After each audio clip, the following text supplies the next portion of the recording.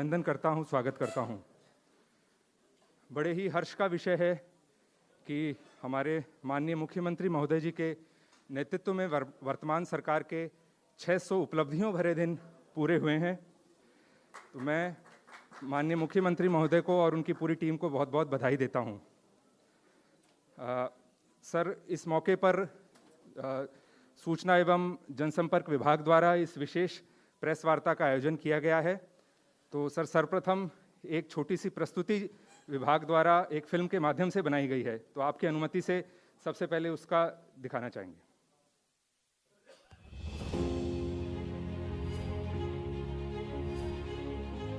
अपने लक्ष्यों से आगे बढ़कर पाया।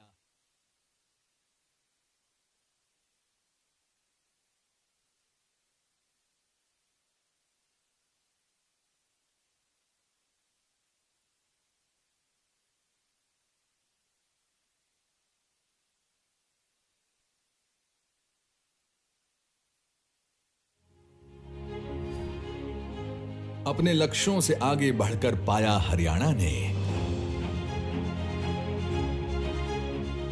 जो नहीं हुआ था कभी उसे कर दिखलाया हरियाणा ने।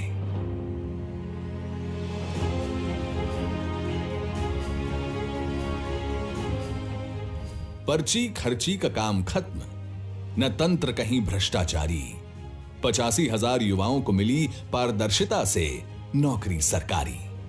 फसल खरीद का सरल तरीका अपनाया हरियाणा ने, जो नहीं हुआ था कभी उसे कर दिखलाया हरियाणा ने। भुगतान 72 घंटे में होता है, फसलों का तुरंत भुगतान। देरी होने पर किसान को मिलता है 9% ब्याज। सींच इसी मिट्टी से सोना उपजाया हरियाणा ने, जो नहीं हुआ था कभी उसे कर दिखलाया हरियाणा ने।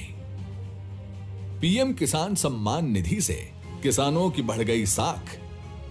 बिजली बिल में भारी राहत, जुड़े नए कनेक्शन 2.5 लाख। मेरा पानी मेरी विरासत अपनाया हरियाणा ने, जो नहीं हुआ था कभी उसे कर दिखलाया हरियाणा ने। अंत्योदय का दृढ़ विचार भी हम सब तक पहुंचाएंगे। सुख से वंचित परिवारों को मुख्य धारा में लाएंगे। घर घर नल से पीने का जल पहुंचाया हरियाणा ने, जो नहीं हुआ था कभी उसे कर दिखलाया हरियाणा ने। मुफ्त किताबें, पासपोर्ट, सस्ती शिक्षा से सुखी छात्र, नए अस्पताल, मेडिकल कॉलेज में ठीक हुए रोगी सुपात्र। कोविड संकट में भी विकास न रुकवाया हरियाणा ने, जो नहीं हुआ था कभी उसे कर दिखलाया हरियाणा ने। जरूरतमंदों तक राशन व बिजली के मुद्दे पर मिली जीत। हर एक खेत तक पानी पहुंचा, हरियाणा बना विकास का गीत। पंचायत व शहरी निकाय के अधिकारों में वृद्धि हुई है। अंतर जिला परिषद बनाया, विकास बढ़ा, समृद्धि हुई है। शिलान्यास व उद्घाटन का दौर चलाया हरियाणा ने, जो नहीं हुआ था कभी उसे कर दिखलाया हरियाणा ने। मंत्र मनोहर सेवा व्रत का गाया है हरियाणा ने, जो नहीं हुआ था कभी उसे कर दिखलाया हरियाणा ने।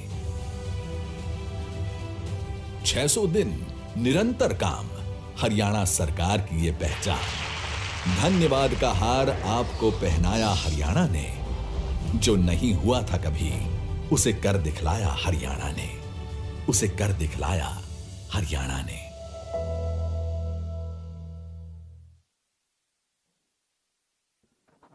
निस्संदेह माननीय मुख्यमंत्री जी के नेतृत्व में जो नहीं हुआ था कभी वो हरियाणा ने कर दिखलाया है। माननीय महोदय, एक विभाग की तरफ से छोटा सा हमने प्रयास किया है, मानो गागर में सागर को भरने का प्रयास किया है। तो जो भी सरकार की उपलब्धियां रही हैं 600 दिन में, जो नई नीतियां रही हैं, उनको एक पुस्तिका में हमने संकलित किया है। तो माननीय मुख्यमंत्री महोदय से एवं सभी माननीय मंत्रीगणों से मैं अनुरोध करूंगा कि अपने कर कमलों से इस पुस्तिका को समर्पित करें।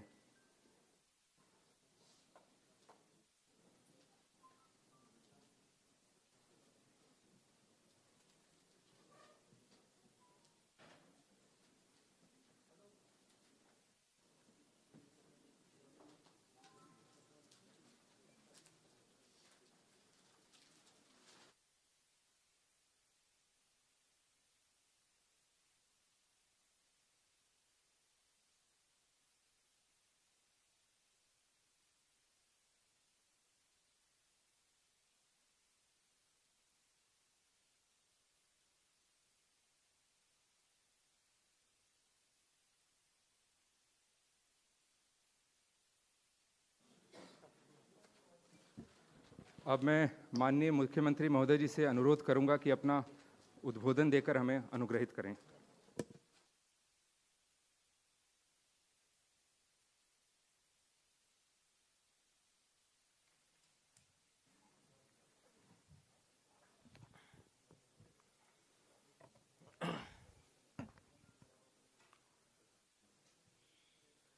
मित्रों,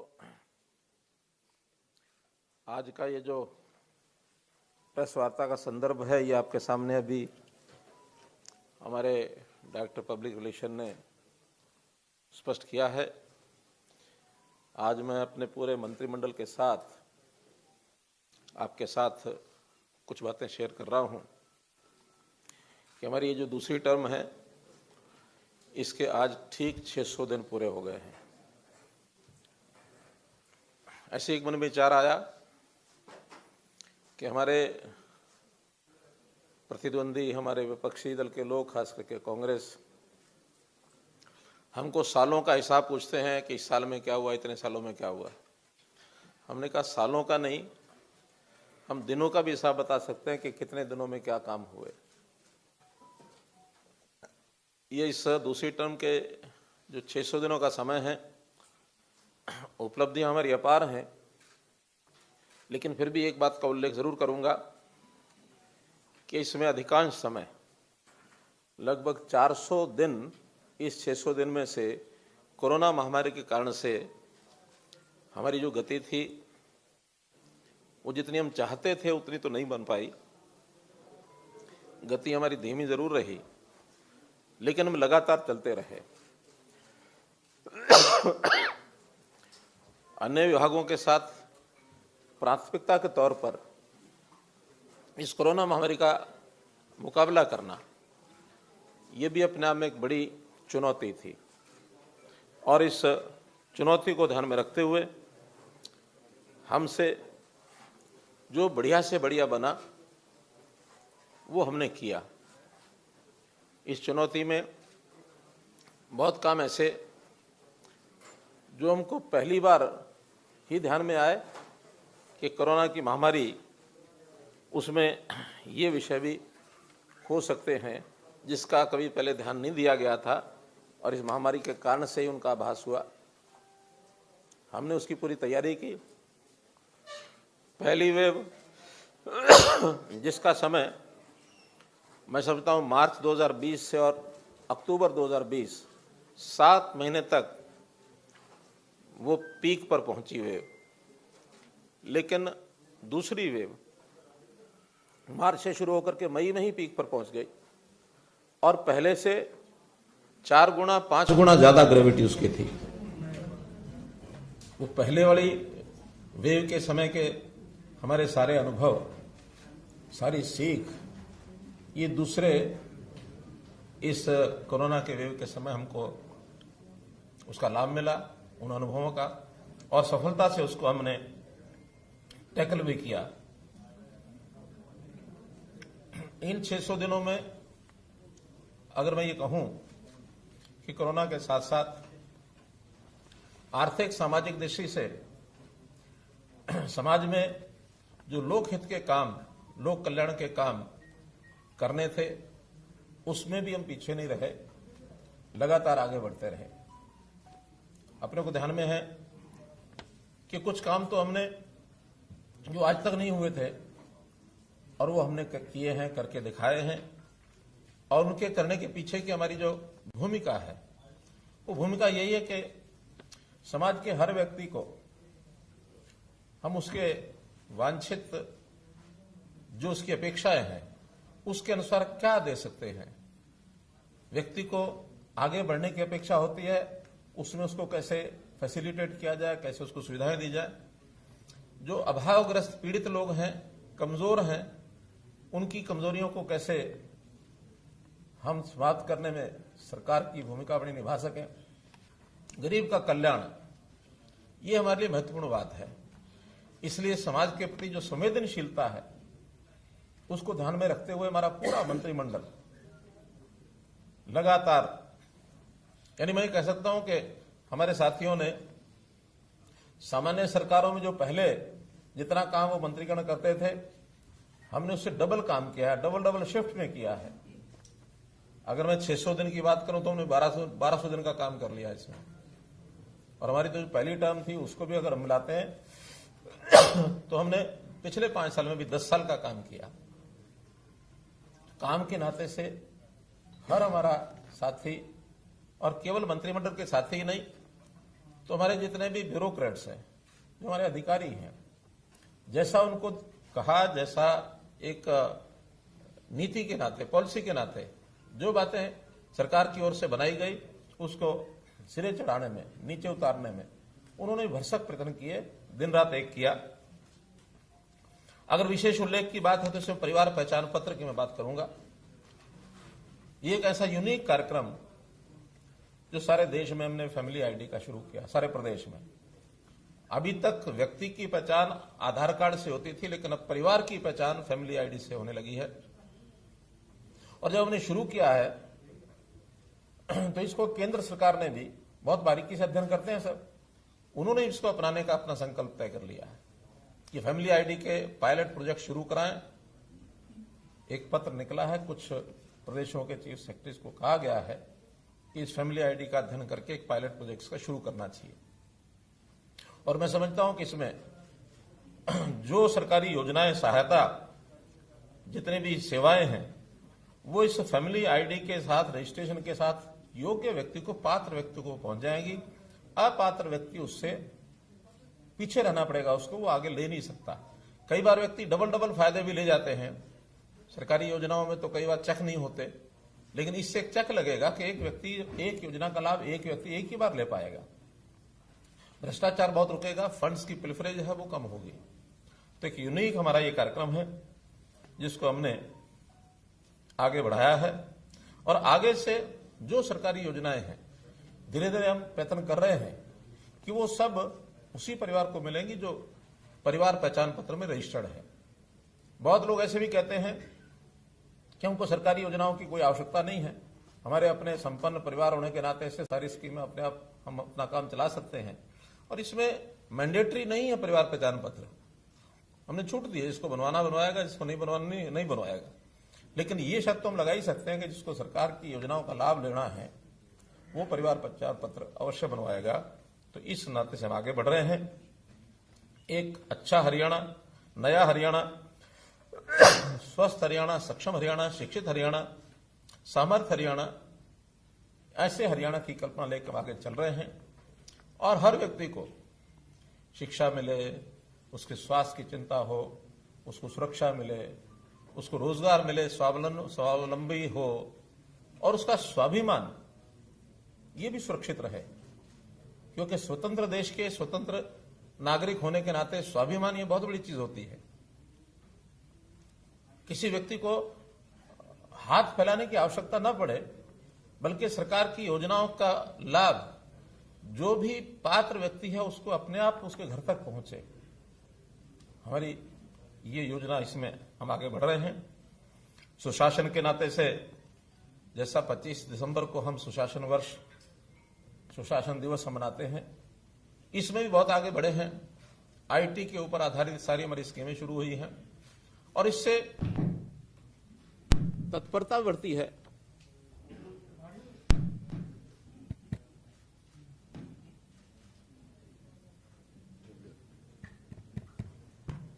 हो गया। इससे तत्परता बढ़ती है, काम में तेजी आती है और कहीं ना कहीं भ्रष्टाचार के ऊपर भी लगाम लगती है। तो ऐसे हमारे सुशासन के कामों के लिए भी हम लोग आगे बढ़े हैं। चुनौती में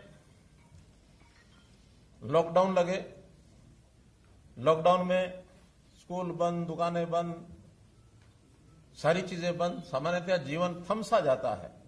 जो नियमित काम है वो तो खैर होते हैं, किसान की खेती वो समय पर उगानी होती है, उगती है, उगेगी, प्रोक्योरमेंट भी होगी। लेकिन बहुत ऐसे काम हैं जो हम यानी सोशल डिस्टेंसिंग को ध्यान में रखते हुए हमें बंद करने पड़ते हैं, ताकि इस कोरोना का जो विस्तार है उसको रोक सकें, उसको फैलने से कैसे बचा सकें। तो इसकी बहुत एक बड़ी चुनौती थी हमारे सामने। लोग सर्वाइव कैसे करें, उनकी आय कैसे सुनिश्चित रहे। और इस कोरोना में तो बहुत से लोग हमें छोड़ के चले गए। बहुत बच्चे हम अपने माता पिता को खो बैठे। ऐसे जाने वालों के प्रति हमारी सहानुभूति है, हम उनको श्रद्धांजलि देते हैं। हमने उन बच्चों की भी चिंता की है जो अपने माता पिता को खो बैठे हैं। समाज का हर वर्ग कैसे सुखी हो, ये हमने चिंता की है। जैसा कहा जाता है कि सर्वे भवन्तु सुखिना, सर्वे सन्तु निरामया, सर्वे भद्राणि पश्यन्तु, मां कश्चित् दुख भाग भवेत्।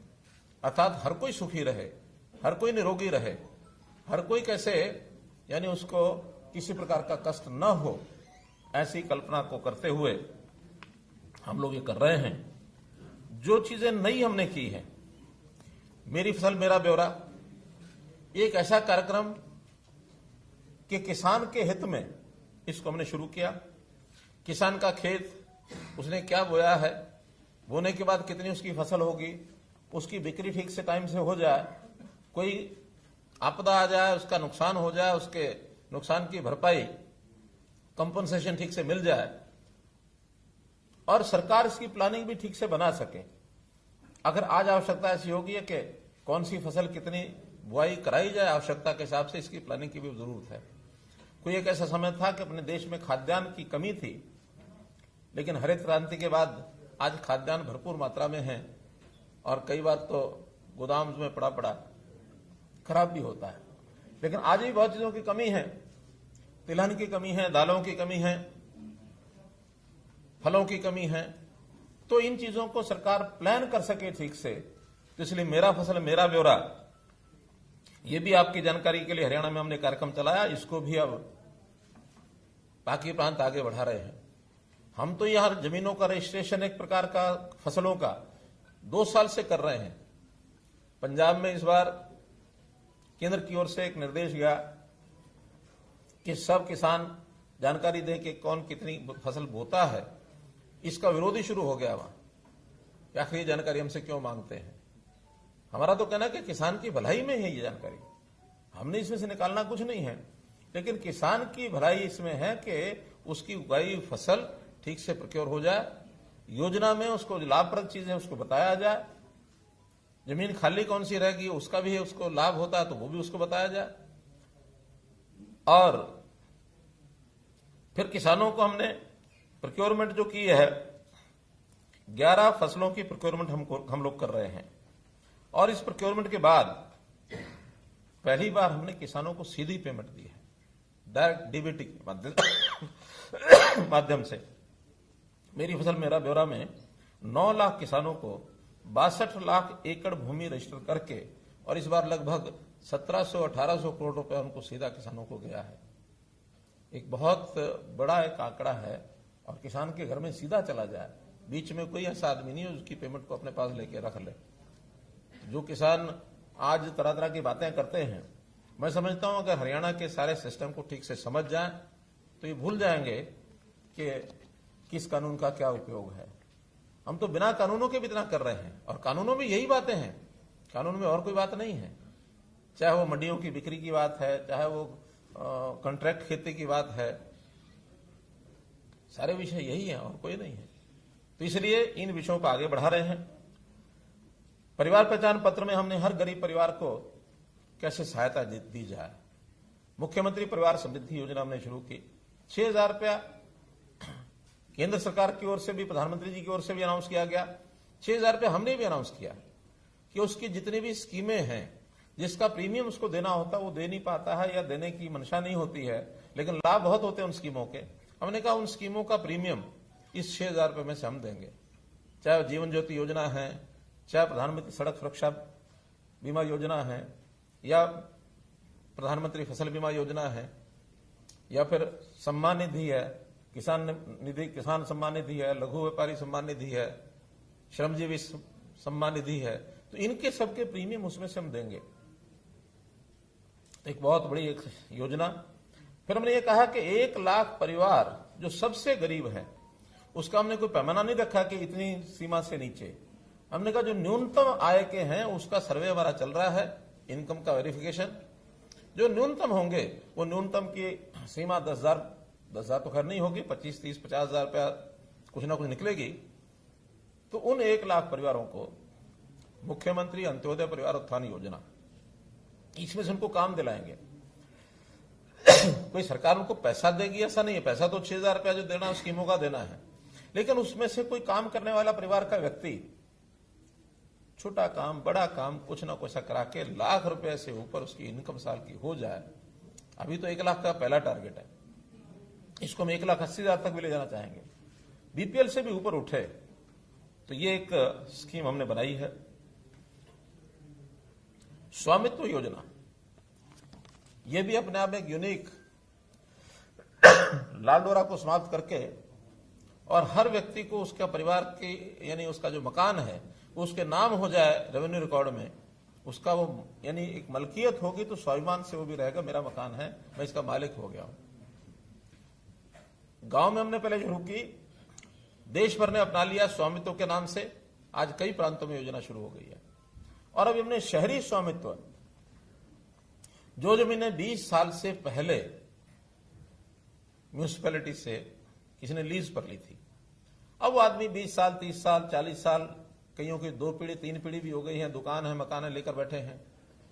आज लीज का पैसा देते होंगे सॉरी देते होंगे नहीं भी देते होंगे, झगड़े होंगे, लिटिगेशन होगी, तो हमने एक स्ट्रोक से ऐसे सबको उनका मालिकाना अधिकार देने के लिए योजना बना ली। एक फार्मूला बनाया कि इतने पैसे जमा करा दे उसके मालिक हो जाए। तो ये शहरी प्रॉपर्टी का स्वामित्व, इस प्रकार से ये योजना भी हमने बनाई। बहुत विभागों के विवाद बने हुए थे।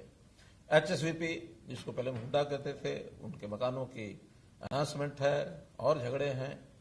फिर एचएसआईडीसी इंडस्ट्रियल प्लॉट्स के झगड़े, फिर मंडियां, दुकान, मार्केटिंग बोर्ड, इनकी दुकानों के झगड़े, ऐसे सारे विभागों का एक योजना हमने माइनिंग की बनाई। विवादों का समाधान, जितने विवाद हैं बड़ी संख्या में है, उसकी कोई भी एक स्कीम बनाएंगे, वन टाइम सेटलमेंट स्कीम बनाएंगे, उसमें से उनको लाभ लेकर के और वो विवाद से बाहर हो जाएं, एक सुखी जीवन व्यतीत करें। ईज ऑफ लिविंग, अर्थात किसी व्यक्ति को अपने काम से मतलब है, काम के अलावा किसी और चक्कर में नहीं फंसा हुआ। आज तो यह कि हर व्यक्ति कोर्ट कचहरी के चक्कर में है, सरकार के दफ्तरों के चक्कर काटता है। ऐसे व्यक्तियों को उनकी समस्या के हिसाब से उनको निदान मिले, समाधान मिले, इसके लिए हमने विवादों का समाधान ऐसी स्कीम चलाई। कुछ नई प्रशासनिक इकाइयां, नए डिपार्टमेंट, ये भी हमने खड़े किए। जैसे प्रशासनिक इकाइयों में अभी तक हमारा शहरी डेवलपमेंट अथॉरिटी केवल एक गुरुग्राम की थी, वो भी हमने ही पिछले टर्म में बनाई थी। इस बार फरीदाबाद एफएमडीए बनाया और अभी पंचकुला पीएमडीए हमने बनाया। आगे भी बड़े शहरों की ऐसी हमारी योजनाएं हैं, लेकिन ऐसी सारी हम योजनाएं बना रहे हैं। पंचकुला का एक समेकित विकास इसकी योजना बनी है और वो धीरे धीरे स्वरूप बना ले रही है। हम सोचते हैं कि पंचकुला को भी मोहाली के बराबर इस शहर को लेकर के आए, ताकि मोहाली हमारे से आगे है, मानने में हमें कोई आपत्ति नहीं है। हमने गुरुग्राम पर जोर लगाया, पंजाब ने मोहाली पर जोर लगाया, लेकिन अब गुरुग्राम और मोहाली हम एक साइड में छोड़ता हूं, उसके आगे पंचकुला को आगे बढ़ाएंगे तो उस कंपटीशन में भी हम आगे कैसे बढ़ पाए। 4 नए विभाग बनाए हमने। Citizen resource information data department, creed, जो ये हमारा जो फैमिली आईडी का सारा विषय चल रहा है, ये क्रिड के अंतर्गत ही चल रहा है। और आगे जितने भी वेरिफिकेशन होंगी वो सब क्रिड के अंतर्गत ही होंगे। फॉरेन कोऑपरेशन डिपार्टमेंट, पहली बार फॉरेन का डिपार्टमेंट कभी किसी सरकार ने बनाया नहीं था। उन्होंने कहा नहीं, फॉरेन में भी स्टेट्स को सीधा डील करना चाहिए। इंपोर्ट एक्सपोर्ट है, या हमारे यहाँ के लोग रोजगार के लिए विदेश जाते हैं, उनको तैयार करना, उनको सुविधाएं देना। फॉरेन डेलीगेशन आते हैं, उनसे बातचीत करके इन्वेस्टर्स को इनवाइट करना, या हरियाणा से कोई बाहर जाकर काम करना चाहे उसको फैसिलिटेट करना।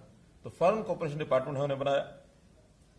हाउसिंग फॉर ऑल, प्रधानमंत्री जी की जो योजना है कि हर सिर पर, हर परिवार के ऊपर एक छत होनी चाहिए, उसका घर होना चाहिए। तो प्लानिंग से अभी तक ये एक विषय बहुत सरकारों ने पहले भी लिया होगा, कभी 100 गज के प्लॉट की बात है, कभी और कोई विषय हैं, लेकिन ठीक उसका अध्ययन करके जिसको चाहिए उसको हम दे नहीं पाए हैं। इसका एक क्रेडिट के माध्यम से अध्ययन करेंगे कि किसका अपना परिवार का घर है, किसका अपना घर नहीं है। जिसका घर नहीं है, अगर वो सामर्थ्य है तो अपने आप बनाएगा, सामर्थ्य नहीं है तो सरकार और बैंक से उसकी सहायता कराएंगे, केंद्र सरकार की भी सहायता लेंगे। ऐसे ही एमएसएमई हमने अलग से विभाग बनाया। उद्योग में रोजगार के नाते हम ज्यादा रोजगार कैसे पैदा करें, और एमएसएमई में बहुत रोजगार होता है, तो इस विभाग को अलग बनाने की आवश्यकता महसूस की गई। तो इंडस्ट्री डिपार्टमेंट से एमएसएमई, क्योंकि एमएसएमई में केवल इंडस्ट्री नहीं है, इसमें हर प्रकार की एंटरप्रेन्योरशिप है। उसमें दुकान भी शामिल है, कोई किसी प्रकार का सेल्फ जो एम्प्लॉयमेंट की स्कीमें होती हैं वो भी उसमें शामिल हैं, सर्विसेज भी शामिल हैं। तो इन सब चीजों को उसमें जोड़ा गया है एमएसएमई में।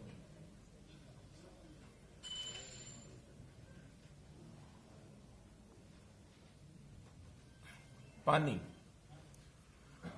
हमने पानी की गंभीरता को समझा और पानी कैसे बचाया जाए, क्योंकि हमारे यहां पानी का स्रोत जो है बहुत लिमिटेड है। हमारा जो अधिकार है सॉइल का, उस नाते से हमारा जो पड़ोसी प्रदेश है वो उसमें उलझा के रखा हुआ है। सुप्रीम कोर्ट में विषय है, कब सुलझेगा कब नहीं सुलझेगा। हम लगे हैं कि लगातार उस सुलझाने की ओर आगे बढ़ रहे हैं, और हमने उसमें सुप्रीम कोर्ट में निर्णय भी करवाया है। अब तो केवल एग्जीक्यूशन का है कि एग्जीक्यूशन केंद्र सरकार करे या कोई और एजेंसी करे, वो उस और आगे बढ़ रहे हैं। लेकिन फिर भी जो पानी हमारा उपलब्ध है, हम उसका मैनेजमेंट क्यों नहीं ठीक करें। तो हमने उसकी द्विवार्षीय जल प्रबंधन योजना ये बनाई है कि इन 2 वर्षों में, हालांकि इस पर जितना काम कोविड के दिनों में हम पर्याप्त नहीं कर पाए, तो इन 2 वर्षों में फिर भी पर्याप्त, चाहे वो इरिगेशन डिपार्टमेंट की योजनाएं हैं, चाहे पब्लिक हेल्थ इंजीनियरिंग की योजनाएं हैं, ऐसे सबके माध्यम से एग्रीकल्चर की उसमें योजनाएं हैं, पानी को कैसे बचाया जाए। योजना हमने शुरू की, किसान धान को कम बोए, मेरा पानी मेरी विरासत, 7,000 रुपये प्रति एकड़ देने का यह काम किया हमने। विश्व बैंक ने भी इसको सराहा है कि ऐसी एक योजना जिसमें से पानी बचता है। 94,000 एकड़ लैंड पर पिछली बार पानी कम बोया गया, यानी धान कम बोया गया। इस बार 2 लाख एकड़ का हमने टारगेट रखा है। छोड़ दो,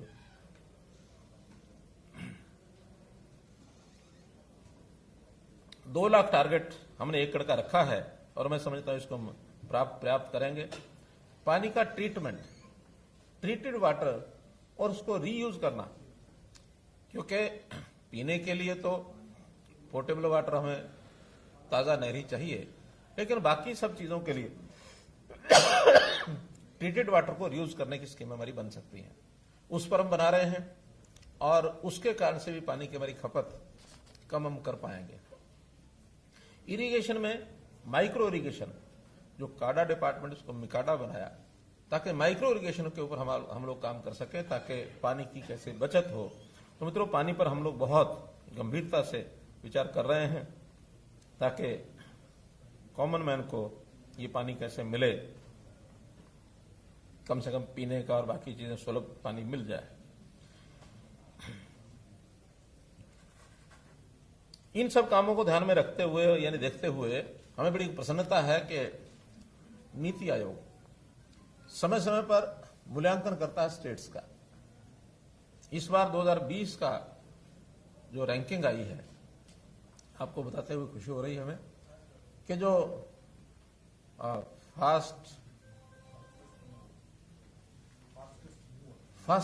फास्टेस्ट मूवर, जो जिनकी गति काफी तेज गति से बढ़ रही है, ऐसे प्रदेशों में, बड़े प्रदेशों में हरियाणा इज नंबर 1। बाकी प्रदेशों के आंकड़े 2019 से कोई 2 अंक, कोई 3 अंक, कोई 5 अंक उनकी रैंकिंग बढ़ी है, लेकिन हमारी रैंकिंग 10 अंक बढ़ी है। बड़ी स्टेट्स में सर्वाधिक है, केवल छोटी स्टेट्स में मिजोरम हमारे से आगे है, जो 12 अंक लेकर के छोटी स्टेट्स में प्रथम रहा है।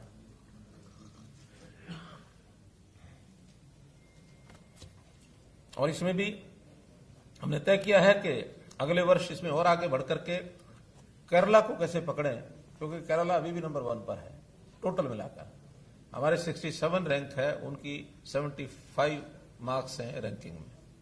अभी भी हम 8 अंक पीछे हैं। जैसे इस बार वो 5 बढ़े हैं, हम 10 बढ़े हैं, 5 हमने कवर किए हैं। कोशिश करेंगे अगली बार उनसे हम पकड़ते हुए 8 अंक और उनके बराबर बढ़ जाएं। अगर वो 2-4 बढ़ते हैं तो हम 12-13 बढ़ जाएं, ताकि उनको पकड़ सकें।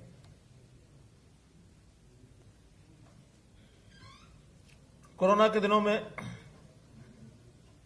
कुछ चीजें और भी हमको, जैसे एक चुनौती के साथ कुछ अवसर आते हैं, तो शिक्षा विभाग को भी ऑनलाइन करने का हमको अवसर मिला है। यानी एक प्रकार से देखा जाए तो विद्यालय जो अब घरों में पहुंच गए हैं। जो विद्यालय में बच्चे आते थे, अब वो विद्यालय के ही अध्यापक ऑनलाइन टीचिंग करते हैं, पढ़ाते हैं। और इसके अंदर हमने अब विद्यार्थियों को लैपटॉप यानी क्या टैबलेट्स देने का निर्णय लिया है। 9वीं से लेकर 8वीं से लेकर के 12वीं तक के विद्यार्थियों को टैबलेट्स दिए जाएं, ताकि उसमें ऑनलाइन भी पढ़ाई कर सकें और जो यूट्यूब से भी करते हैं वो भी कर सकें, और कुछ अपलोडेड ऐसे जो लेसन्स हैं उसको मॉड्यूल के रूप में उसको पढ़ाई कर सकें। हमने आंगनवाड़ी और आशा वर्कर्स मोबाइल दोनों को दिए ना, आंगनवाड़ी और आशा वर्कर्स दोनों को मोबाइल दिए हैं, ताकि फील्ड का जो डाटा है,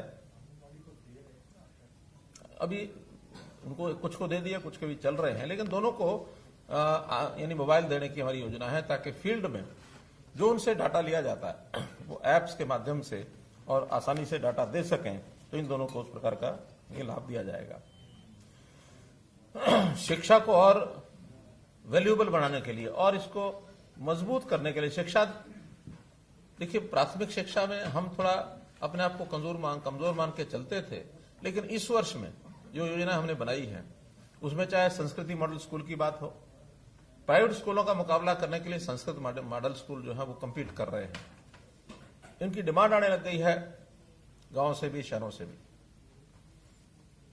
हमने इसके साथ play way schools, primary school में प्ले वे स्कूल्स की रचना भी की है। छोटे बच्चों के लिए क्रैच, इसकी खोलने की योजना बनाई है, ताकि अगर बचपन अगर मजबूत है तो ये मान के चलेंगे नागरिक अपने आप मजबूत होगा। तो इसलिए शिक्षा को मजबूत करने का भी काम हमने किया है। हायर एजुकेशन में विद्यार्थियों को लोन में बड़ी कठिनाई आती थी, इसको सुलभ किया है। अब हायर एजुकेशन का लोन वो गवर्नमेंट गारंटी पर मिलेगा, जितना जिसकी आवश्यकता पूरा मिलेगा। और साथ ही हमने एक फंड, एक गारंटी स्कीम बनाई है, क्रेडिट गारंटी स्कीम, कि अगर कोई बैंक लोन देता है और उसका वो वापस नहीं हो पाता, तो हमारी जो क्रेडिट गारंटी स्कीम है उसमें से उस बैंक को वापस दिया जाएगा। वापस देने की जिम्मेदारी तो उस विद्यार्थी की है जो लेता है और बाद में नौकरी के बाद वापस करेगा, लेकिन किन्हीं कारणों से वापस नहीं हो पाता तो बैंक को सुरक्षित करने के लिए हमने अपनी जो क्रेडिट गारंटी स्कीम बनाई है उसमें से वो पैसा उनको वापस मिलेगा। स्किल डेवलपमेंट यूनिवर्सिटी बनाई, पढ़ाई के साथ साथ स्किलिंग, इसको थोड़ा मजबूत करके और कैसे एक नौजवान को नौकरी मिले उस ओर आगे बढ़े, तो स्किलिंग का भी बहुत बड़ा लाभ हमको मिल रहा है। बहुत से इंडस्ट्रियल हाउसेस के साथ हमने एमओयूज किए, तो उस एमओयूज के माध्यम से और वो लोग स्किलिंग करके वहां प्लेसमेंट भी हो रही है। प्राइवेट उद्योग में जो नौकरी है उसके लिए एक बड़ा हमने काम किया, और वो है 75% reservation in private jobs Haryana state की। थोड़ा इसमें उद्योगपतियों का थोड़ा सा जिसको कहना चाहिए विरोध शुरू में था, लेकिन अब धीरे धीरे वो इस लाइन पर आ गए हैं कि इस काम को हम करेंगे। उनकी ओर से अपेक्षा है कि हमें स्किल्ड, यानी एक प्रकार से जो फॉर्मल स्किलिंग है, सॉफ्ट स्किलिंग है, इस प्रकार की जितनी आवश्यकता है उतनी करा कर देंगे तो वो नौकरी में रखने के लिए कोई उनको कठिनाई नहीं है, दिक्कत नहीं है, वो देंगे।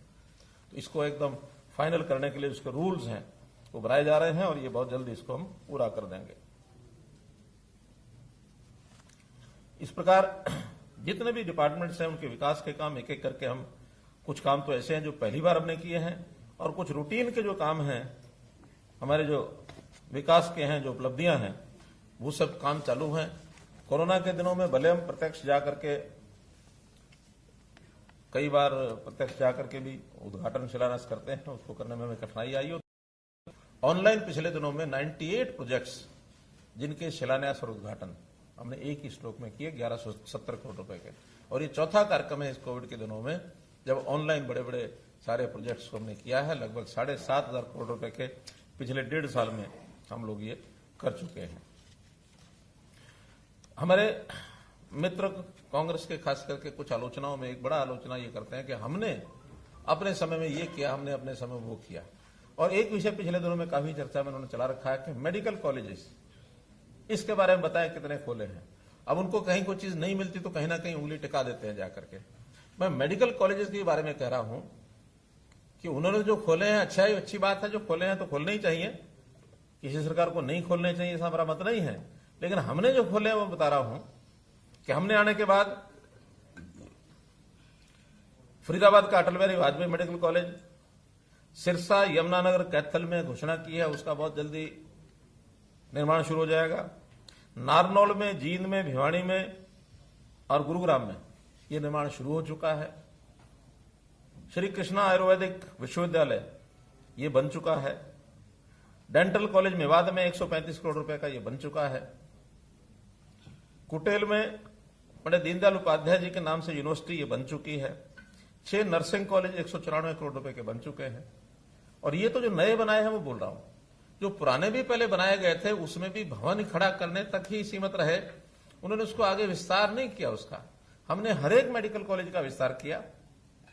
और 2014 में जो एमबीबीएस की 750 सीटों का एडमिशन मिलता था, आज वो 1850 एमबीबीएस की सीटें इस साल एडमिशन हुए हैं, मोर देन डबल। आखिर ये हमारे वाले मेडिकल कॉलेज तो जब चलेंगे तब चलेंगे। ये तो पहले वालों का ही विस्तार किया, उसमें भी हमने पर्याप्त पैसा खर्च किया है। बजट में भी जितना पैसा उन्होंने नए लगाने में किया होगा उससे ज्यादा बजट हमने उन सब मेडिकल कॉलेज में लगा के और ये 1850 मेडिकल कॉलेज की सीटें बढ़ा करके हमने ये सब काम किए हैं। तो मित्रों,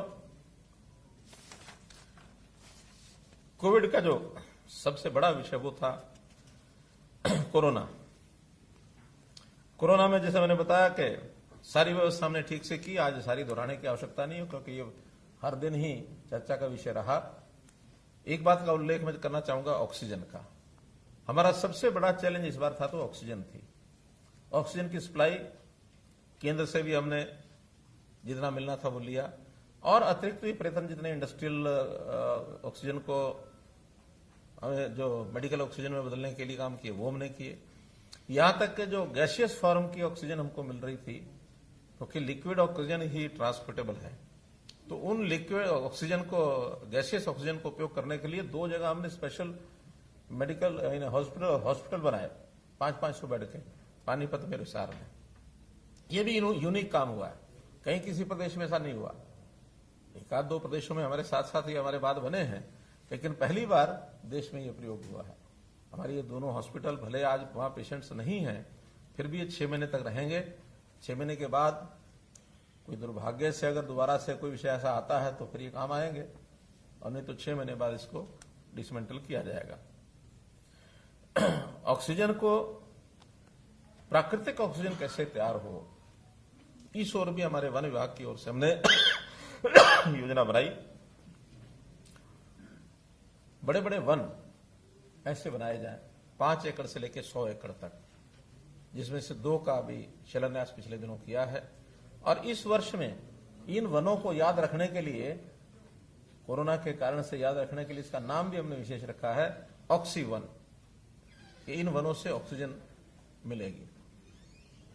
और नए वन जो बनेंगे ठीक है, पुराने वन, खास करके वो पेड़ जिनकी आयु 75 वर्ष से ऊपर हो गई है, ऐसे पेड़ों को भी हम सम्मान करते हैं। वो भी हमारे प्राणवायु देवता है, तो इस प्राणवायु देवता के नाते उनकी भी हमने 25 रुपए साल की पेंशन लगा दी है कि जो उन पेड़ों की देखभाल अब करेगा, वो व्यक्ति हो, परिवार हो, संस्था हो, गांव की पंचायत हो, शहर नगर पालिका हो, जो भी कोई इसकी चिंता करेगा, उसको 2500 रुपये साल का रख रखाव के लिए, उसके सम्मान के लिए उनको ये दिया जाएगा, ये मिलेगा। कुल मिलाकर कोरोना के इस कारण से हमने अपनी स्वास्थ्य सेवाएं, स्वास्थ्य की जितनी योजनाएं हैं उनको भी मजबूत किया है। डिस्ट्रिक्ट हॉस्पिटल के साथ साथ CHCs, PHCs, उनमें भी इंफ्रास्ट्रक्चर बढ़े, डॉक्टर्स और बढ़े। इसके लिए डॉक्टर्स की भर्ती, पैरामेडिक्स की भर्ती, नर्सेज की भर्ती, ये भी जरूर हम आगे बढ़ाएंगे, करेंगे। जितने भी हमारे यहाँ पढ़ लिख करके आएंगे उनको भी पढ़ाएंगे, जो बाहर से भी आएंगे उनको भी लेंगे, तो इसको प्राथमिकता पर इनकी भर्ती हम करेंगे। अब मैं कोरोना के कारण से जो कष्ट परिवारों में हुआ, खास करके जो लोग हमारे बीच में से चले गए, उनका एक जो बिछोड़ा है वो हमको सहन करना पड़ा। उन परिवारों की भी आर्थिक स्थिति बिगड़ी है। कुछ लोग इलाज के कारण से उनके खर्च बहुत हुए हैं। कुछ लोगों के काम व्यवसाय, खास करके छोटा जो मजदूर, दुकानदार, ऐसे लोगों को उसका बड़ा सहन करना पड़ा है। तो ऐसे ही हमने कुल मिलाकर कुछ योजनाएं जो सोची हैं वो आपके सामने मैं जरूर रखता हूं, बाद में लिखित भी आपको सब मिल जाएंगी। सबसे पहले तो जिन के माता पिता कोरोना में छिन गए उनके लिए हमने नगद राशि, बैंक अकाउंट में राशि, और यहां तक 23 साल का कोई अनाथ हो जाता है तो उनको 10 लाख रुपए की नगद राशि भी मिलेगी। जो लोग छोड़ के चले गए और BPL परिवारों से थे, ऐसे 18 से 50 साल तक की आयु के जितने लोग गए हैं उनके लिए 2 लाख रुपए की एक एक्स ग्रेशिया राशि, ये भी हमने शुरुआत की है। आज कुछ करने वाले हैं ना उसको, हाँ, उसको अभी आज हम कुछ एक संख्या जो है, अब जितने भी आज ऑनलाइन हो पाएंगे आज करेंगे, लेकिन आज से उसको शुरू कर दिया गया है कि जितने ऐसे लोग हमें छोड़कर चले गए हैं वो अप्लाई भी करेंगे ऑनलाइन, और हम डाटा जो हमारे पास हेल्थ डिपार्टमेंट में उसमें से भी निकाल सकेंगे। तो ऐसे गरीब परिवारों को 18 से 50 वालों को 2 लाख रुपए नगद राशि ये भी उनको दी जाएगी BPL के लिए। ऐसे ही जो होम आइसोलेशन में BPL परिवार के जो सदस्य बीमार हुए कोविड से, उनको भी हमने 5,000 रुपया ये हर व्यक्ति को दिया है। वो भी आज उसको भी हम लॉन्च कर देंगे। लगभग अभी ये 10,000 के आसपास ये संख्या हमारे पास आ गई है। बाकी जैसे जैसे इनमें से अप्लाई करेंगे लोग, वैसा वैसा इनको और आगे बढ़ा देंगे। अस्पताल में जो भर्ती हुए थे, ऐसे प्रति व्यक्ति 35,000 रुपए की राशि, 35,000 नहीं, ये तो हमने बाद में पूरी राशि कर दी है कि जितना उनका खर्च आएगा BPL का वो सारा खर्च हम देंगे। तो इसको भी हम शुरू करने जा रहे हैं। फिर जो कुछ गरीब लोग हैं, निर्माण श्रमिक हैं, ऑटो रिक्शा है चालक, रिक्शा चालक, श्रमिक जो कम आय वाले हैं, रेडी फड़ी वाले, अनऑर्गेनाइज्ड लेबर, क्योंकि उसका कोई डाटा हमारे पास बहुत ज्यादा नहीं है, पिछले कोविड में हमें मिला था, फिर भी उसको एक पोर्टल हम खोल रहे हैं। 18 जून से उसके ऊपर रजिस्टर करना शुरू करेंगे, ताकि जो लोग हमारे परिवार पहचान पत्र में आ गए होंगे और ऐसे अनऑर्गेनाइज्ड लेबर है उनको सबको मिलाकर, तो ऐसे लगभग ये 12 लाख लोग हैं, परिवार हैं। तो ऐसे 12 लाख परिवारों को हम एक मुश्त 5,000 रुपया सबको दे रहे हैं, जो ये कुल मिलाकर 600 करोड़ रुपए की लागत का एक पैकेज ये आज हम घोषणा कर रहे हैं। हर एक परिवार को 5,000 रुपया एक मुश्त। अब वो उसका इनकम कम हुई या कहीं खर्चा ज्यादा हुआ, वो मेडिकल हेल्प इससे अलावा है, जो हेल्थ सर्विसेज के पहले है वो अलावा है। उसके अलावा ये जो काम व्यवसाय, छोटे काम करने वाले, ये जो भी कैटेगरीज मैंने बताई हैं, इसके अलावा हेल्थ डिपार्टमेंट की कैटेगरीज हैं, ASHA workers, NHM national health mission और शहरी स्वास्थ्य मिशन, ये भी लगभग 22,000 संख्या है। इस 22,000 संख्या भी, क्योंकि इन्होंने काम बहुत किया, मेहनत बहुत की है, हालांकि इनको अपने व्यवसाय के नाते, अपनी तनख्वाह के नाते से मिलता भी होगा, तो भी जो कि एक चैलेंज इनके लिए था, ये हमारे कोरोना वॉरियर्स जैसे हम कह सकते हैं, उस प्रकार की श्रेणी में हैं। तो इनको भी 5,000 रुपया प्रति परिवार, प्रति व्यक्ति बल्कि रादर, ये इनको दिया जाएगा, जो 11 करोड़ रुपए की ये राशि है। छोटे दुकानदार, ये भी जो BPL परिवार हैं, 3 लाख की संख्या लगभग इनकी है, ये मेरे पास रजिस्टर्ड हैं। तो ऐसे 3 लाख BPL छोटे दुकानदार, इनको भी 5,000 रुपया प्रति परिवार, तो 150 करोड़ रुपया ये भी हमारा इसके अंदर लगेगा। उनको भी एक राशि एक मुश्त दी जाती है। पावर डिपार्टमेंट ने कुछ घोषणा की है कि जो बिल हैं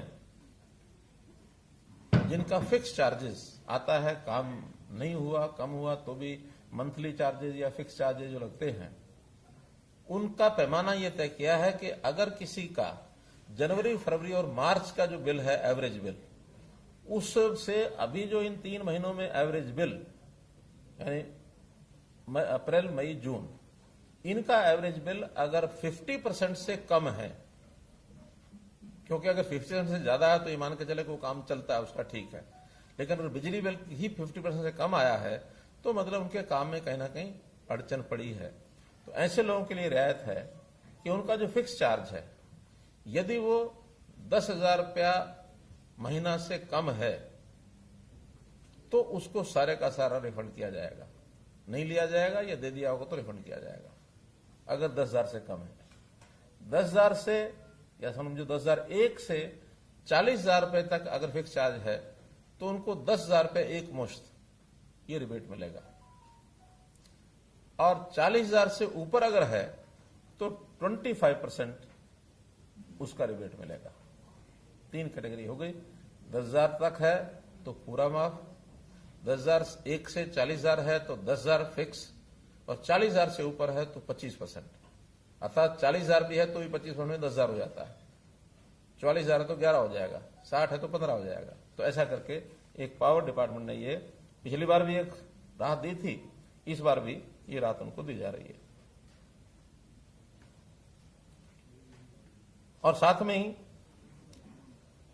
30 जून तक कोई इनके ऊपर अधिभार नहीं लगेगा, ब्याज नहीं लगेगा। मानो लेट पेमेंट हुई है तो उसको 30 जून तक नहीं लगेगा, 30 जून के बाद जरूर उस पर ब्याज या जो अधिभार है वो लगेगा।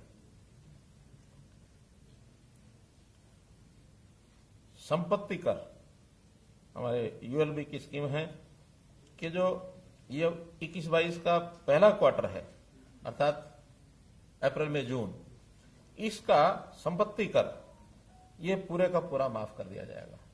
लगभग 150 करोड़ रुपए का ये खर्च जो है ये आएगा।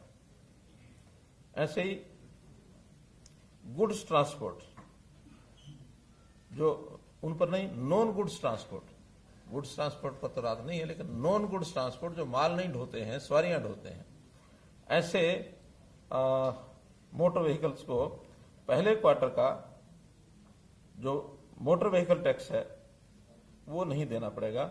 यानी ये जो पहला क्वार्टर अप्रैल में जून, इसका भी 72 करोड़ रुपए का डिपार्टमेंट के ऊपर बोझ पड़ेगा। इनकी जो फिटनेस डेट है जो पहले खत्म हो गई थी उसको भी 30 जून तक बढ़ा दिया गया है, ताकि ये 30 जून के बाद अपनी फिटनेस ये करा सकते हैं। राशन का हमको पता है कि दीपावली तक केंद्र सरकार ने और ये तय किया है कि हर गरीब परिवार को दीपावली तक राशन मुफ्त मिलेगा, उसका कोई पैसा उनसे नहीं लिया जाएगा। एक कल ही हमारे डिप्टी सीएम ने कुछ इंडस्ट्री के लोगों से बातचीत की तो उन्होंने ट्रैक्टर्स को जो क्या बोलते हैं ट्रैक्टर को, ई ट्रैक्टर, इलेक्ट्रिक व्हीकल के नाते से वो डीजल से नहीं चलेंगे बल्कि ई ट्रैक्टर इस नाते से उनका एक प्रावधान निकला है। तो ई ट्रैक्टर को प्रोत्साहन देने के लिए हम लोगों ने यह तय किया है कि इसका आज 600 दिन हुए हैं तो 600 पहले ट्रैक्टर्स उनको अप्लाई करना होगा। एक तिथि निश्चित, तिथि तो नहीं की कोई निश्चित, 2 महीने 3 महीने कुछ करते हैं, 3 महीने, यानी अभी हम जून में हैं तो जुलाई, अगस्त, सितंबर, 30 सितंबर तक जो लोग ट्रैक्टर बुक कराएंगे, खरीदना चाहेंगे, उनको ई ट्रैक्टर पर 25% का लाभ मिलेगा। और अगर वो संख्या 600 से ऊपर हो जाती है, क्योंकि अप्लाई करेंगे पहले, तो फिर बाय लॉट 600 लोगों को ये लाभ मिलेगा। 600 से कम रह जाते हैं तो सबको मिलेगा।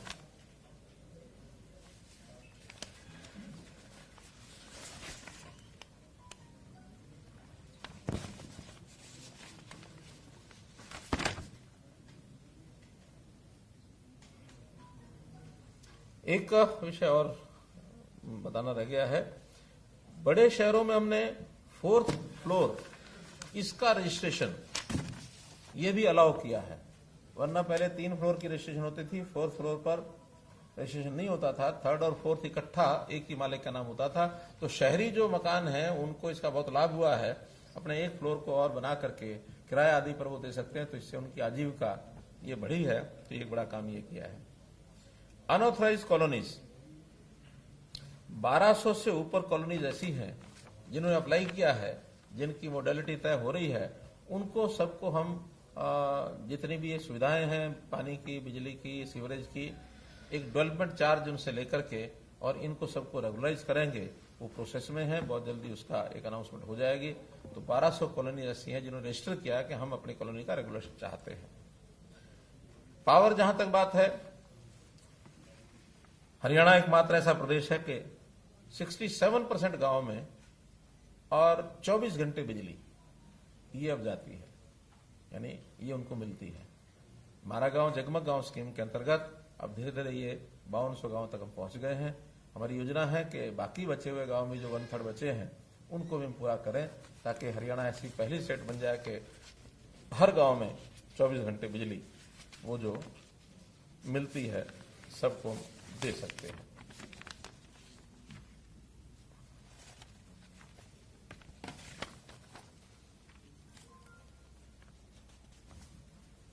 मित्रों, अब मैं थोड़ी बात किसान आंदोलन की करता हूं। देखिए, हमने किसान आंदोलन के बारे में पहले भी कई बार बताया, मैं फिर बता रहा हूं और आपके माध्यम से फिर आज 600 दिन पूरे होने पर मैं अपील भी करता हूं कि इन 3 कानूनों का कोई दुष्प्रभाव ऐसा नहीं है जिस प्रकार का प्रचारित किया जा रहा है। पीछे हमारे जो फार्मर्स थे, प्रोग्रेसिव फार्मर्स, उस दिन भी मैंने कहा था कि हम इनका उपयोग करना शुरू करें, एक बार इसको लागू होने दें। लागू होने के बाद कोई भी उसका दुष्प्रभाव होगा तो आखिर किसान भी इस देश के हैं, सरकारें भी इस देश की हैं, लागू करने वाले भी यहीं के लोग हैं। सब मिलकर के इसके ऊपर फिर विचार करेंगे कि हम लोग इस पर काम करने के लिए तैयार हैं। हम किसानों की सब सुविधाएं वो आज भी दे रहे हैं, आगे भी देते रहेंगे, कहीं इसमें कमी नहीं है। हाँ, लेकिन कुछ प्राथमिकताएं जो तय की हैं उसके अनुसार किसानों को भी सहयोग करना चाहिए। खास करके जो एक विषय में भी 2 विषय रादर बताने जा रहा हूं कि ट्यूबवेल कनेक्शंस ये हमने खोल दिए हैं, लेकिन एक ही शर्त लगाई है कि 35 हार्स पावर तक अभी प्राथमिकता पर हम देंगे, लेकिन 15 से ऊपर जो हार्स पावर है उसको माइक्रो इरिगेशन के साथ जरूर जोड़ेंगे। अगर माइक्रो इरिगेशन का हमने प्रावधान नहीं किया यहां, जो कि पैसा सारा सरकार दे रही है, 85% सरकार दे रही है, तो इसका मतलब हम पानी के प्रति हमारा प्रेम नहीं है। पानी का संकट इतना ज्यादा है कि अगर हमने इसको ध्यान नहीं किया तो हमारी अगली पीढ़ियां तो पानी के बिना ही चिल्लाएंगी। एक बहुत बड़ा संकट आगे खड़ा होगा। तो हमारा ये दृढ़ निश्चय है कि पानी को जरूर बचाएंगे। सरकार यानी किसान की फसल को कम नहीं होने देंगे। माइक्रो इरिगेशन पर भी फसल कम नहीं होती है, उसका एक सिस्टम बनाना पड़ता है, और जो सिस्टम बनाएगा उसको हम पावर कनेक्शन देते चले जाएंगे। ये जो आ रहा है कि इस बेल्ट में बंद कर दिए, उस बेल्ट में कनेक्शन बंद कर दिए, सब गलत है। 35 से ऊपर भी, जब ये 35 वाले सारे कंप्लीट हो जाएंगे उसके बाद ऊपर के वो भी माइक्रो इरिगेशन के साथ उसको खोलेंगे। 100 मीटर से नीचे अगर पानी चला गया तो अनिवार्य रूप से ही माइक्रो इरिगेशन जरूरी है। 100 फुट से अगर नीचे चला गया तो अनिवार्य माइक्रो इरिगेशन है। 100 फुट से ऊपर है तो थोड़ी रिलैक्सेशन अगर छोटी मोटर है तो दी जा सकती है।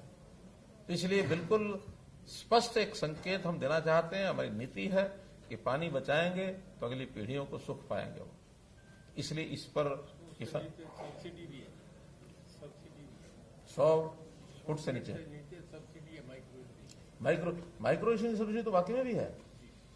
85% सब्सिडी सब जगह है, 100 से नीचे नहीं, बाकी जगह भी है। क्यों? हमारे सब जगह है। सब जगह है, कोई 100 से नीचे नहीं, सब जगह ही होगा। और एक दूसरा विषय, इस बार हमने बाजरे की खरीद की। एक बहुत अच्छा संदेश उसका गया कि हम हरियाणा में बाजरा खरीद रहे हैं और सबका खरीद रहे हैं। संयोग से 7 लाख मीट्रिक टन से ऊपर हमारी खरीद हुई। लेकिन उसमें एक पहलू ऐसा जिसको मैं दुर्भाग्यपूर्ण कहूंगा कि राजस्थान खरीदता नहीं है, और राजस्थान का किसान भी, क्योंकि रेट का अंतर बहुत है, रेट का अंतर यानी उस समय सीजन के दिनों में भी 400-500 रुपया होता है, बाद में तो हमको बहुत सस्ता बेचना पड़ा, लेकिन 400-500 रुपए के लालच में राजस्थान का किसान हमारे यहां बेच के जाता है।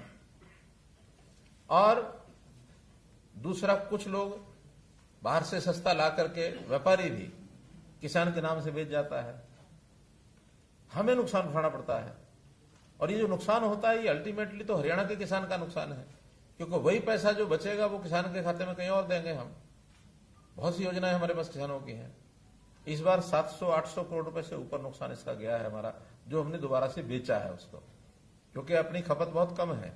बहुत मुश्किल से 1.5 से 2 लाख मीट्रिक टन हरियाणा की बाजरे की खपत है जो पीडीएस में हम देते हैं, बाकी सब बेचना पड़ता है। तो इस बार हमने बाजरे के लिए भी कहा है कि उसकी खेती भी कम करो, और कम करने के लिए एक योजना जिसे मेरा पानी मेरी विरासत योजना बनाई थी हमने 7,000 प्रति एकड़ की, बाजरे की हम योजना दे रहे हैं। क्योंकि बाजरे में पानी वाला विषय नहीं है, बल्कि पानी तो बाजरे में कम लगता है, लेकिन बाजरे की खपत तो उतनी नहीं है जितनी उपलब्ध होती है, इसलिए उसकी जगह दालें लगाएं, मूंग लगाएं, उड़द लगाएं, अरहर लगाएं, कपास बोएं।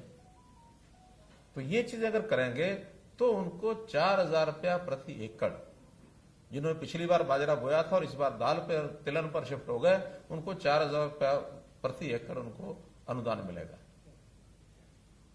और जो बाजरा भी बोएंगे उसको भी इस बार हम भावांतर भरपाई योजना से ही खरीदेंगे, ताकि राजस्थान का आदमी ना आ सके, ताकि जिसने स्टोर कर लिया है वो दोबारा से मंडी में ना बेच सके। क्योंकि स्टोर करने वाले आज भी स्टोर कर गए हमारे यहां सस्ता खरीद के, कि अब जब मंडी खुलेगी तो हम सरकार को 250 फिर बेच देंगे। तो वो रोटेशन चलता रहेगा। उस रोटेशन को बंद करने के लिए केवल किसान जिसने बोया है उसी को भावांतर भरपाई योजना का पैसा मिलेगा। तो ये एक किसानों के हित में, खास करके हमारे जो बाजरा ग्रोइंग फार्मर्स हैं उनके हित में ये बात मैंने बताई है कि बाजरा छोड़ दें तो 4,000 रुपये लें, बाजरा बोएं तो इस बार प्रोक्योरमेंट की बजाय उनको भावांतर भरपाई योजना का पैसा मिलेगा, डीबीटी से मिलेगा सबको, सबके उनके खाते में जाएगा। वो हमारे पास डाटा आ जाएगा सारा, मेरी फसल मेरा ब्यौरा में इस बार। और डाटा को लेने के लिए थोड़ा सा इस बार हमें और मेहनत करेंगे कि हर खेत का फसल का डाटा ये हमारे पास आ जाए। कई बार बहाने मारते हैं कि भी हम तो बोया था बाजरा लेकिन हमारी तो फसल लिखा ही नहीं गया। तो इस बार सारे डिपार्टमेंट लग करके, चाहे उसमें रेवेन्यू डिपार्टमेंट है, एग्रीकल्चर डिपार्टमेंट है, इरिगेशन डिपार्टमेंट है, और हमने आउटसोर्सिंग सिस्टम से भी हम लोग लगाएंगे, ड्रोन मैपिंग ये भी हम कराएंगे। तो इसलिए इसको थोड़ा सख्ती से लागू करेंगे। ये विषय भी आपके सामने मैंने रखना था। ड्रोन की बात आ गई, एक विषय और जो मेरे उसमें लिखा नहीं था लेकिन मुझे याद आ गया इसलिए बता रहा हूं। हमने एक नया कार्यक्रम शुरू किया है और एक कारपोरेशन बना रहे हैं, ड्रोन कारपोरेशन ऑफ हरियाणा। और जितना भी सर्वे ड्रोन से करने की आवश्यकता विभागों को पड़ेगी, चाहे वो एग्रीकल्चर है, चाहे फॉरेस्ट है, माइंस है, अर्बन लोकल बॉडीज है, ग्राम पंचायत का डिपार्टमेंट है, या टाउन कंट्री प्लानिंग है, क्योंकि ये सबको एरियल सर्वे की जरूरत पड़ती है।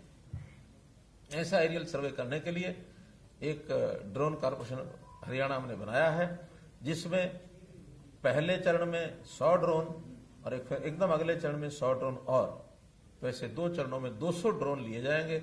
हमारे पास 40 से 50 ड्रोन हैं अभी, लेकिन अलग अलग विभागों में है। कोई फॉरेस्ट के पास है, कोई हमारे क्रिड के पास है, कहीं बाकी डिपार्टमेंट्स का उपयोग कर रहे हैं, साइंस टेक्नोलॉजी कर रहा है। उन सबको इकट्ठा करेंगे ड्रोन कारपोरेशन में, और 200 ड्रोन्स का ये प्रावधान करके, और इस 200 ड्रोन को करने का मतलब यह है कि हर 40,000 स्क्वायर किलोमीटर है, तो 200 स्क्वायर किलोमीटर में एक हो जाएगा। 200 स्क्वायर किलोमीटर में एक ड्रोन 10 दिन के अंदर पूरा सर्वे कर लेता है।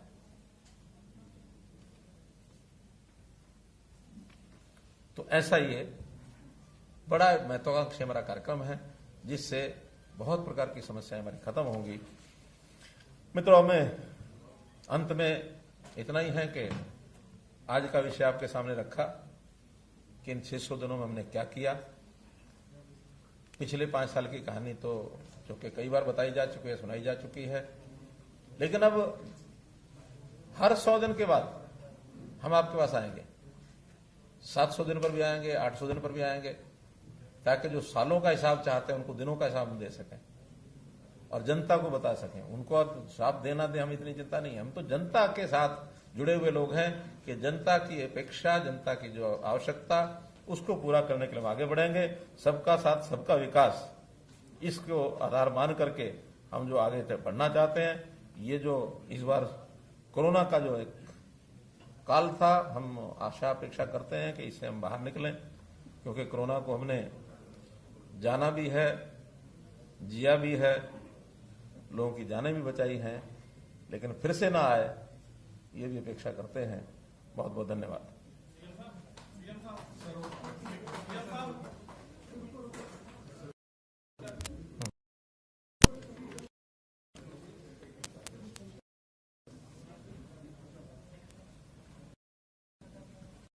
इसको कहा है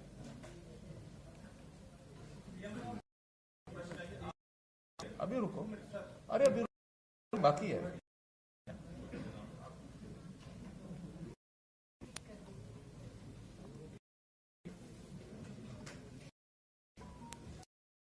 लीजिए।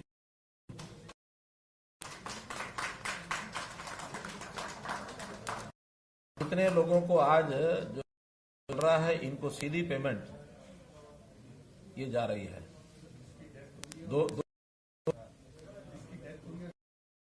हाँ, 2 लाख रुपया इन सब परिवारों को जैसे स्क्रोल हो रहा है, उनका ये हो रहा है। दूसरा ये 5,000 का है। ये 5,000 जो राशि है, उन लाभार्थियों को ये पैसा टोकन रखा है, क्योंकि बड़ी संख्या है तो बड़ी रहेगा। 2 तीसरा 2 ही है। तो मित्रों, ये आज हमने लॉन्च किया है, पहुंचना शुरू होगा। काफी बात हो गई है, फिर भी पहले करना। आपने सबका किया दिया, ठीक है, लेकिन मीडिया के लिए भी सर आप कुछ बोलती ना हो कि हम सर यहाँ पर कोविड के ऐसा बनाओ। जरूर सोच के करूंगा।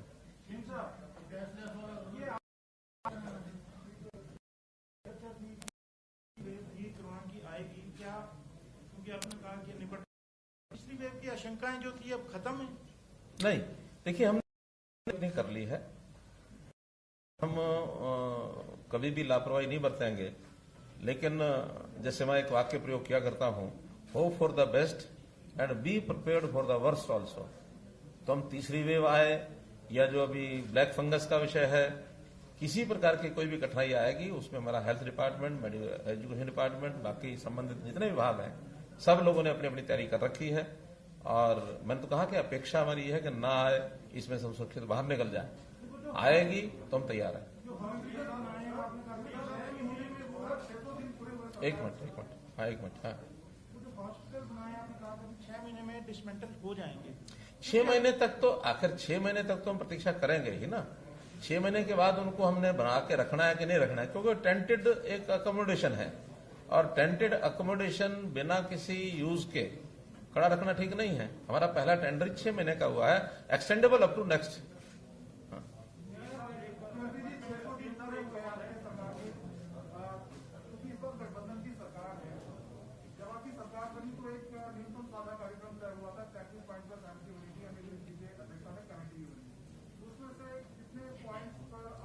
ऐसा है, एक होता है न्यूनतम साझा कार्यक्रम, एक होता है अधिकतम साझा कार्यक्रम। अभी हम न्यूनतम की बजाय जो अधिकतम साझा कार्यक्रम उसके हिसाब से कर रहे हैं। जितने भी हमारे ये कार्यक्रम हुए हैं, ये सब आपसी सहमति से हुए हैं, इसमें कहीं विरोधाभास नहीं है। जितने हमारे कार्यक्रम है वो आप न्यूनतम मानो, अधिकतम मानो, ये अधिकतम साझा कार्यक्रम के हिसाब से चलेंगे। आप इसकी चिंता मत करो।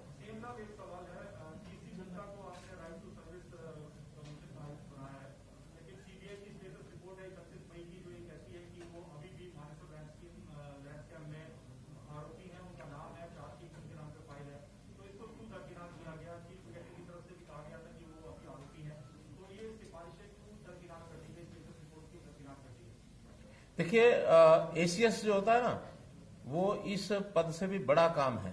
अगर वो इतने साल से एसीएस रह गए हैं तो फिर यह भी बन सकते हैं। जो स्टेटस उनका एसीएस के नाते था वो आज भी है, जो स्टेटस रिपोर्ट्स का उस समय था वो आज भी है। कहीं भी कोई बात आगे आएगी तो उस समय मिलकर के अपने आप संभाल लेंगे। कोई ऐसी स्थिति नहीं है जिसमें कोई गड़बड़ हो गई। हाँ, ऐसे 603 में तो भी आपने बहुत कुछ किया, जो पहली दफा हो वो आपने बता ही दिया है। आपने एक बहुत बड़ा कार्यक्रम गुड़गांव में किया था पिछले टेन्योर में, इसमें 6 लाख करोड़ के निवेश करने का प्रपोजल्स आए थे। बहुत अच्छा कार्यक्रम आपका था। हम कितने पे आ पाए? 6 लाख में से कितना, 6 लाख करोड़ में से कितना करोड़ हम इतने 5 साल तकरीबन हो गए उसको आए हैं था? आज अभी हमने M2 600 इसका कार्यक्रम किया है। अगस्त के महीने में मैं M2500 ये कार्यक्रम करूंगा, उसमें बताऊंगा। सीएम साहब, एक सवाल मेरा है। अभी पिछले यानी 600 दिनों में लोकल बॉडी और अन्य जगह पे जो सेक्शन 7A की रजिस्ट्रियां हुई थी उसमें करीब 300 अफसरों पे कार्रवाई होनी थी और वो रिपोर्ट आपके पास पहुंच चुकी है। उस पर कब तक कार्रवाई की जाएगी? देखिए, वो कार्रवाई डिपार्टमेंटल कार्रवाई है और वो अपने तरीके से उसको देख रहे हैं, कर रहे हैं। कितनी उनकी गलती है, कितनी नहीं है। एक बात हम ध्यान रखें कि कोई भी जब नया प्रोजेक्ट या नई पॉलिसी कोई भी चलाई जाती है उसमें कभी कभी जो गलती होती है वो कभी मेलाफाइड होती है, कभी बोनाफाइड होती है। अगर तो कहीं मेलाफाइड गलती है तो निश्चित रूप से उसको सजा मिलेगी। मानो किसी से कोई बोनाफाइड गलती हो गई है तो फिर कई बार उसके उसी हिसाब से उसका निर्णय भी लिया जाता है, क्योंकि ये 7A का प्रावधान इतनी सख्ती से पहले लागू नहीं हुआ था जितना सख्ती से अब हम लागू कर रहे हैं। रजिस्ट्रियां तो पहले भी हो रही थी और पहले भी कुछ ना कुछ प्रावधान ऐसे बने हुए थे, लेकिन अब चूंकि सख्ती से लागू कर रहे हैं, इसमें कोई कमी ध्यान में आई है तो इसका पूरी इसकी छानबीन की जाएगी कि किस मकसद से वो गलती हुई है। सीएम साहब, पानीपत के विनोद है। एक मिनट। सर, ये आपने आज फाइनेंशियल असिस्टेंस अनाउंस की है जो कोविड के विक्टिम्स हैं और उनके जो सर्वाइवर्स हैं, उनके कोविड विक्टिम्स की फैमिलीज के लिए। बीपीएल का हो गया, कुछ एक और गरीब तबकों का हो गया, लेकिन कई महिलाएं स्पेशली वो हैं जो टोटली डिपेंडेंट थी एक मेल मेंबर के ऊपर, वो एपीएल या बीपीएल से नहीं है। हो सकता है कि वो टैक्स पेयर भी रहे हों, लेकिन वो परिवार उजड़ गए। क्या आपके पास कोई इस तरह की भी योजना है कि ऐसे परिवारों को भी आप किसी तरह से कोई सहायता देंगे? देखिए, कोई ना कोई पैरामीटर पैमाना रखना पड़ता है। अब हर किसी को हर चीज का लाभ तो संभव नहीं होता है। बहुत लोग संपन्न भी हैं, बहुत लोग अपने पैरों पर खड़े भी हैं। अगर कोई ऐसा इंडिविजुअल केस कभी आएगा कि किसी एक व्यक्ति के कारण से उतना वो परिवार इतना पीछे हो गया है या इतना सेटर हो गया कि उसकी मदद करनी जरूरी है, तो वैसे भी करते हैं। हमारे पास सभी मंत्रियों के पास डिस्क्रिशनरी कोटा डीक्यू होता है, तो ऐसा इंडिविजुअल कोई परिवार आता हम बीच में करते भी रहते हैं। तो ऐसा कोई आएगा जरूर करेंगे। साहब, पानीपत के विनोद हैं जो अफ्रीका के अंदर वर्क वीजा पर गए हुए थे और समालखा में वो रहते थे। उनके छोटे भाई के पास फोन आया है, उनसे फिरौती मांगी जा रही है। प्रधानमंत्री जी से, सरकार से मदद वो मांग रहे हैं कि उनको वापस लाया जाए, उनकी मदद की जाए। मैंने अखबारों में पढ़ा है सारा। संयोग से आज मैं दिल्ली जा रहा हूं तो ये विषय मैं वहां जरूर करूंगा, होम मिनिस्टर से करूंगा कि उनकी क्या मदद हो सकती है। फॉरेन अफेयर मिनिस्टर्स जो हमारे MEA हैं तो उनके माध्यम से या जो भी सहायता करनी होगी जरूर करेंगे। हमारे हरियाणा का कोई व्यक्ति वहां फंसता है तो उसकी सहायता करना हमारा काम है। सीएम साहब, एक फरीदाबाद का जो मामला आपके सामने आया है कि सुप्रीम कोर्ट के जो आदेश हुए हैं, 10,000 परिवार जो हैं वो बेघर हो गए हैं। अब वो 10,000 परिवार कहाँ जाएं? क्योंकि अब सरकार ही उनको संभाले, क्योंकि सारे अधिकारियों की तरफ से ही उनको पहले क्लियरेंस दी गई थी जब भी वो वहां स्थापित हुए। अब 10,000 परिवार उजड़ गए हैं, तो उनके लिए सरकार क्या करे? पहली बात तो ये जो क्लियरेंस वाला विषय है ये कहीं अधूरा है। कई बार क्या होता है, अनऑथोराइज कॉलोनीज बनती हैं, इलीगल कंस्ट्रक्शन होती है। वो एरिया फॉरेस्ट का एरिया है और उस एरिया में बिना किसी परमिशन के वो सारी चीजें हुई हैं। ये भी है सत्य उसमें कि बहुत से दिल्ली के परिवार जब दिल्ली में से उनको उजाड़ा गया या उनके खिलाफ कार्रवाई की गई तो वहां जाकर के सेटल हो गए। वहां तो सड़कें जो हैं वो भी दिल्ली वालों ने बना के दे रखी हैं, जो कनेक्शन है वो भी दिल्ली वालों ने लेके दिए हुए हैं, वोटर्स वो लोग दिल्ली के हैं। हरियाणा के भी कुछ हो सकते हैं, ऐसा नहीं हो सकते। तो ऐसा कुछ तो परिवार छोड़ करके अपने अपने जहां लोग आए थे वहां से चले गए, लगभग 50% लोग। फिर भी क्योंकि सुप्रीम कोर्ट का ऑर्डर है, एग्जीक्यूट तो होगा ही, लेकिन उनकी रीसेटलमेंट की जो योजना हरियाणा के जो लोग होंगे और हरियाणा के लोग यानी काम करते होंगे जहां, उनके लिए रिसेटलमेंट स्कीम का विचार कर रहे हैं। डिप्टी कमिश्नर को कह दिया, उस विचार करके कोई ना कोई बना रहे हैं। सर, जो कंपनसेशन दिया जाता है कोरोना वाली जिनकी डेथ हुई है, तो अभी तक उसका कुछ हुआ नहीं सर। और दूसरा सर, उसमें ये कि जो पुलिस वाले जो इस दौरान जिनकी डेथ हुई है, उनका मुआवजा भी कम कर दिया गया था। नहीं, कोई कम नहीं किया, 30 लाख रुपया है। 20 कर दिया गया। नहीं 30 ही है। हाँ, HDFC बैंक में अगर किसी का अकाउंट है तो 30 लाख वो अलग है, और ये 30 लाख अलग है, तो 60 लाख मिल जाता है उनको। और दूसरा आपने कहा कि वो पैसा जो आज हमने ये लॉन्च किया है, तो जिनकी डेथ हुई है उनको आज शुरू कर दिया है, वो 2 लाख रुपया उनको जाना शुरू हो गया है। बहुत बहुत धन्यवाद।